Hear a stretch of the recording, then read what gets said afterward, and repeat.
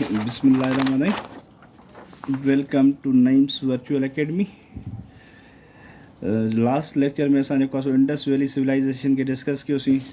Indus valley civilisation सां गॾु जेको आहे कुझु एम्पायर्स अहिड़ियूं आहिनि जिन खे जेको आहे डिस्कस करणी आहे, पढ़णु ज़रूरी आहे, छो जो उन्हनि मां बि जेको आहे तक़रीबन हर टेस्ट में MCQs ईंदो ई ईंदो आहे। तव्हां का बि सिंध पब्लिक सर्विस कमीशन जी टेस्ट खणी ॾिसो, फेडरल जी टेस्ट खणी ॾिसो, या ॿिया NTS वग़ैरह वारी टेस्ट ॾिसो, या इवन IB वारनि जी टेस्ट बि ॾिसो, त उन्हनि मां हिकु न को MCQ ज़रूरु हूंदो आहे। ठीकु आहे। हाणे उहो जेको आहे हिकु त आर्यन्स जे बारे में आहे। इंडस वैली सिविलाइज़ेशन खां पोइ Aryans,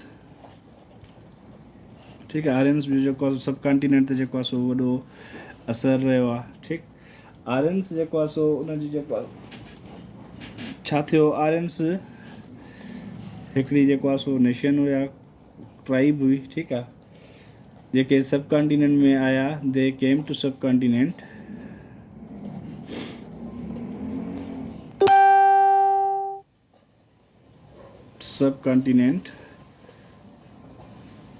from central Asia. Aryans जेका आहे सेंट्रल एशियन ट्राइब हुई, जेका सब कॉन्टिनेंट में जेको आहे एज ए इन्वेडर आया। आर्यन्स जेको सब कॉन्टिनेंट में एज इन्वेडर्स आया। ठीकु आहे, फ्रॉम सेंट्रल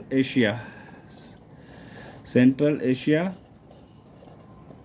ड्यूरिंग 1700 BC।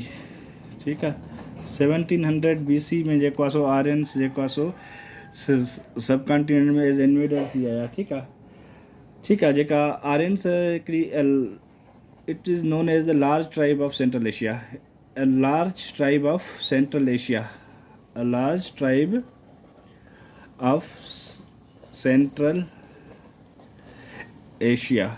जेके आर्यन्स हुया उहे सेंट्रल एशिया जी हिकिड़ी लार्ज ट्राइब जेको आहे काउंट थींदा हुया। ठीकु आहे, लार्ज ट्राइब काउंट थींदा हुआ। हाणे जेके आर्यन्स सब कॉन्टिनेंट में आया, उहे कहिड़नि तरीक़नि सां किथे आया। ठीकु आहे, दे केम टू सब कॉन्टिनेंट।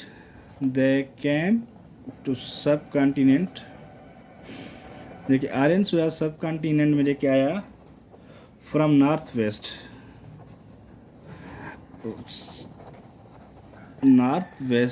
जेके आर्यन्स सब कॉन्टिनेंट में आया उहे नॉर्थ वेस्ट खां आया।